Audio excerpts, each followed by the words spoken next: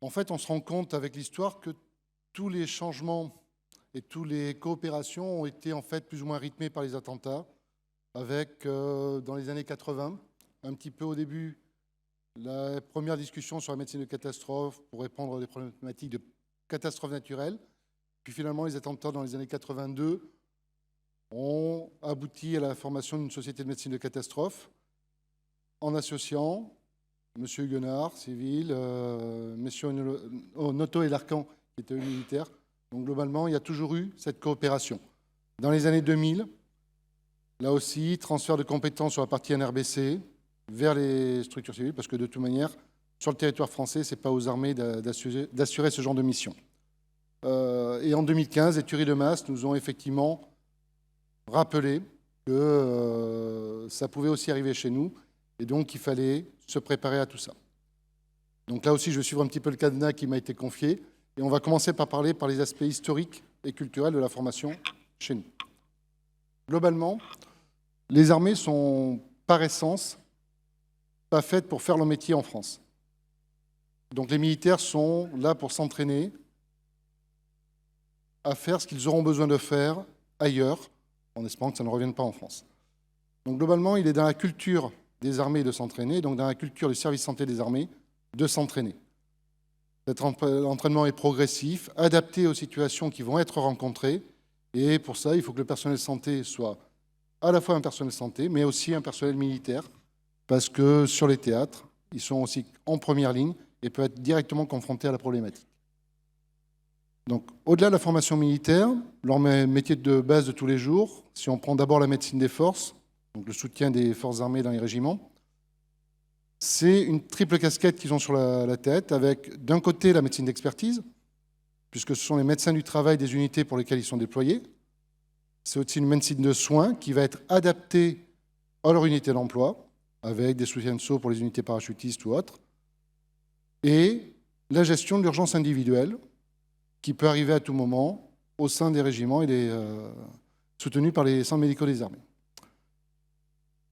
Par contre, avec l'apparition des conflits modernes, donc quand je parle de conflits modernes, je parle après la Deuxième Guerre d'Irak et de l'Afghanistan, on s'est rendu compte que ces formations-là ne suffisaient plus et qu'il fallait se rapprocher. Donc tout ça, ça date des années 2006-2007, où il y a vraiment une modification de paradigme, où on a été obligé de reformer nos personnels médecins des forces à des activités qu'ils ne feront pas au quotidien. Tout le monde ne prend pas en charge de blessés de guerre au quotidien, heureusement. Donc, il a fallu, ça s'est scindé globalement en deux grands types de formation. Une formation de mise en condition de survie des blessés de guerre, et là on parle de survie, on parle de sauvetage au combat depuis les années 2007, le premier référentiel on l'avait écrit en 2007. On parle de survie et on va, au décours d'un stage de type MCSBG, former les gens à la prise en charge individuelle et collective. Mais ça reste, entre guillemets, des stages où les gens vont travailler par petits groupes dans des structures de formation. Pour compléter tout ça et compléter leur incorporation dans les structures de soins, enfin dans la partie militaire, parce qu'en fait, ce qu'il faut bien se rendre compte, c'est qu'un blessé, c'est de la charge de travail pour l'équipe médicale, mais c'est aussi des contraintes pour les militaires qui sont autour. Et donc, il faut que les gens apprennent à travailler en symbiose. On a mis en place des stages dits médicos, pendant lesquels ces exercices-là sont reproduits à plus grande échelle, en faisant intervenir les militaires avec qui ils vont être projetés. Là, c'est un médicos de type infanterie, mais il en existe aussi pour les hélicoptères de manœuvre, c'est-à-dire pour les cellules Evassan, et tout ce qui va être fait à côté.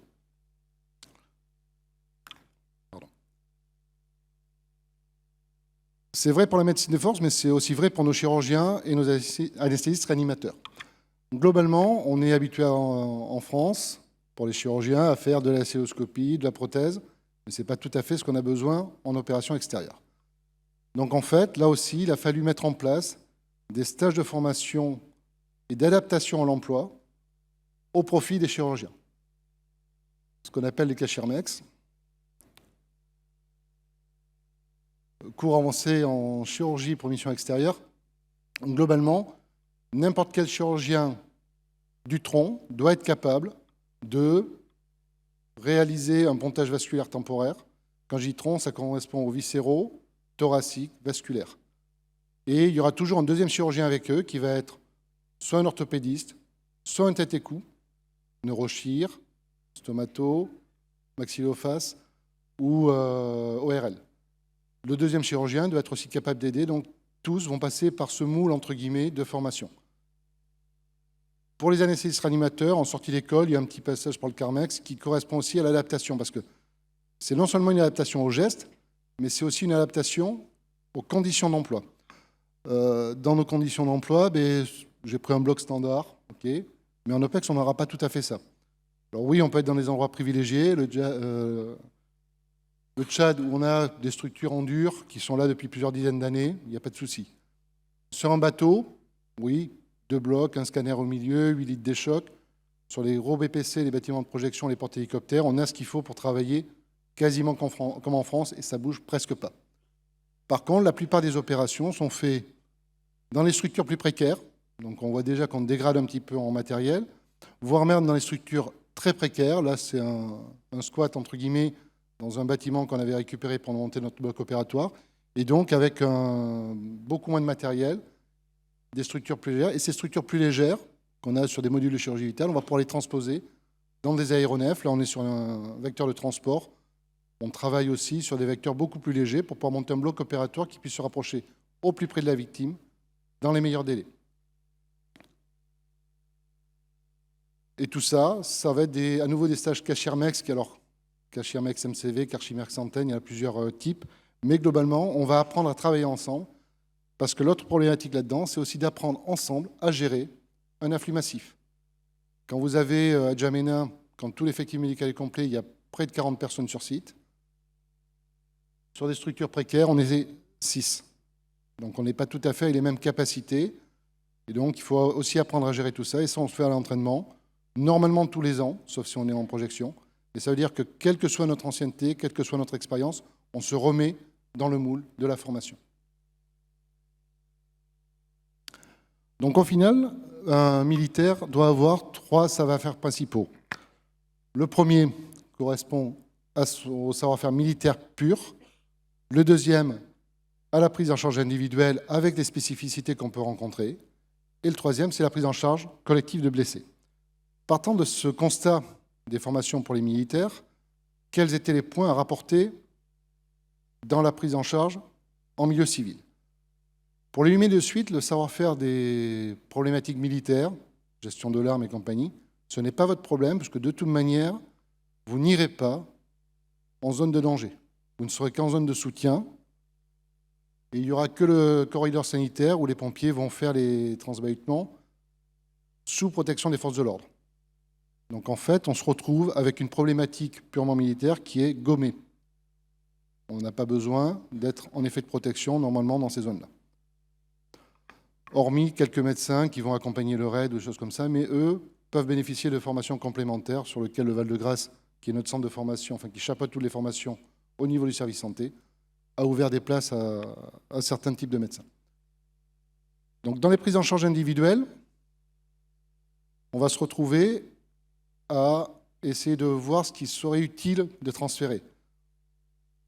Ce qui est utile de transférer, à mon avis, ça reste les types de lésions, et parce que finalement, c'est des lésions qu'on va retrouver en pratique civile, mais quand on a des lésions balistiques en pratique civile, la plupart du temps, c'est soit dans l'arme de chasse, c'est pas de l'arme de guerre en termes de lésions, ou des petits calibres, des balles dites à basse vélocité, donc là aussi, c'est pas de l'arme de guerre.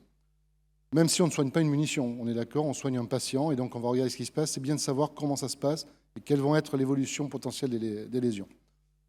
Les quelques principes de traitement spécifiques que l'on a mis en place, et notre choix a été de travailler sur un acronyme. Alors, on a choisi le Safe March Ryan, parce que dedans, il y a le MARCH, et que le MARCH, en fait, c'est celui qu'on va retrouver dans quasiment toutes les nations de l'OTAN. Il correspond au T3C. Mais finalement, ce qu'on avait comme acronyme avec l'ABC dans le PHTLS ou la TLS, c'est la même chose, c'est les mêmes actions dans le même ordre. Ça ne change rien. Mais pour être en concordance avec nos alliés, on est passé sur le Safe March Ryan. Et on va pouvoir transférer les notions de damage control à titre individuel. Alors sans rentrer dans le détail, l'hypothermie, la coagulopathie. Globalement, on est vraiment sur cette partie-là de premier transfert de compétences au plan individuel. Maintenant, au plan collectif, mais finalement, les transferts de compétences ont déjà eu lieu il y a de nombreuses années avec l'apparition de la médecine de catastrophe. En termes de formation, la notion de triage est déjà enseignée au sein des formations de médecine de catastrophe, capacité, des désastres sanitaires. Et on a juste remis à jour et remis en cohérence ce qu'on faisait. Derrière, il y a aussi un certain nombre d'éléments qu'on va nous utiliser, par exemple le sang total. Le sang total, on va me dire oui, c'est bon pour les militaires, oui, on a fait pendant longtemps du sang total chaud, maintenant on est passé au sang total froid. Mais si vous regardez les... Alors c'était juste avant les attentats, mais en octobre 2015, sur la recommandation sur les transfusions de plaquettes, il est bien marqué qu'en situation d'exception, qui nous concerne à nous en opération, même un EFS en France peut, si elle n'a pas de plaquettes, vous donner du sang total froid pour transfuser. Et c'est maintenant une thérapeutique qu'on amène de plus en plus à l'avant. C'est compliqué, mais on essaie de l'amener le plus en... Parce qu'en fait, le fait de transfuser du sang total par rapport à de l'eau et du sel améliore la survie. Et on va pouvoir retravailler sur ces notions de dommage-contrôle collectif. L'indication de dommage-contrôle collectif, c'est purement, pas pour l'individu, mais c'est parce qu'on a des moyens opératoires qui sont limités et on a beaucoup d'individus à passer. Donc c'est là-dessus où on peut travailler aussi en termes de transfert et où ça a été fait. Donc au final, les connaissances à amener, elles sont là. Ça a été fait par le fait d'écrire un référentiel, parce que c'est toujours bien d'avoir un référentiel, un document qui permet de se reporter à quelque chose de fixe. Quand on a des doutes, on se pose des questions, on revient vers un document plus ou moins unique. Document qui commence à dater, 2018, document qu'il va falloir renouveler à un moment donné, mais renouveler, dépoussiérer, réactualiser. Mais globalement, c'est bien d'avoir un document. Ce document, il a permis, en collaboration entre civils et militaires, d'écrire des grands principes. Le transfert de compétences initiales se fait sous l'égide de notre organisme de formation, donc l'école du Val-de-Grâce. Il n'y a plus d'hôpital au Val-de-Grâce, mais il y a encore une école. Et derrière, chaque CESU était responsable d'une distribution en cascade à des référents d'établissement et ainsi de suite, pour que tout le monde soit, entre guillemets, formé, informé, sensibilisé à ce genre de technique. Par contre, ce qui est aussi important, et ce qui est le cas sur Bordeaux, mais parce qu'on se connaît depuis longtemps et qu'on est en proximité, c'est pas mal d'avoir potentiellement un lien avec une structure militaire pas loin, avec qui on peut continuer à collaborer, ça permet de continuer à échanger.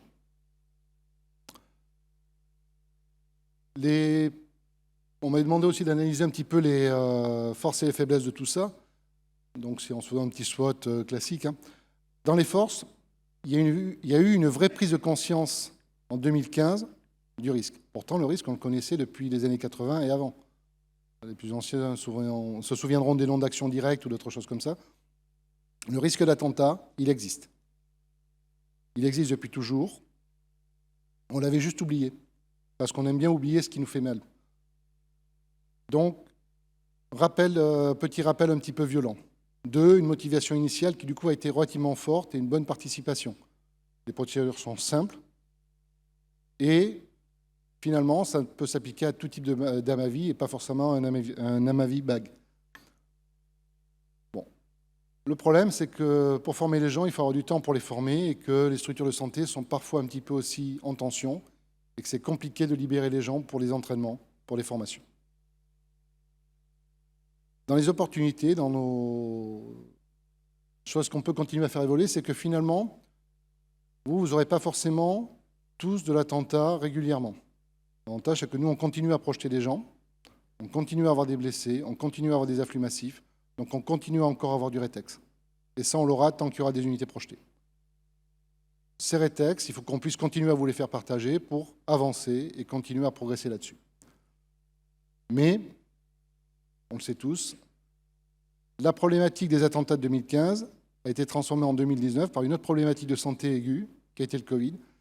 Et ce n'est pas parce qu'on a des risques REB qui sont apparus qu'il faut oublier qu'il y a toujours derrière un potentiel risque d'attentat. Et que le caractère exceptionnel peut entraîner une perte d'intérêt. À mon avis, et ça ne reste que mon avis, il y a quand même un vrai bénéfice à continuer ces formations et dans le SSE de voir aussi bien le REB que les AMAVI, quels qu'ils soient, BAG en particulier.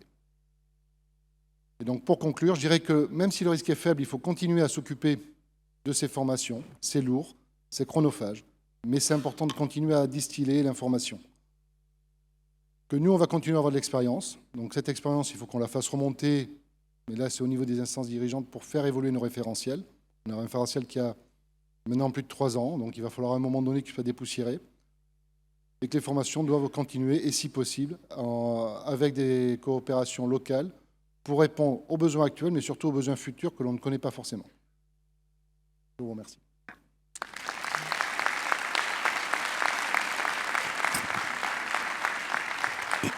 Merci beaucoup. Vous avez dit des choses effectivement très importantes. Cette prise de conscience en 2015 et ces formations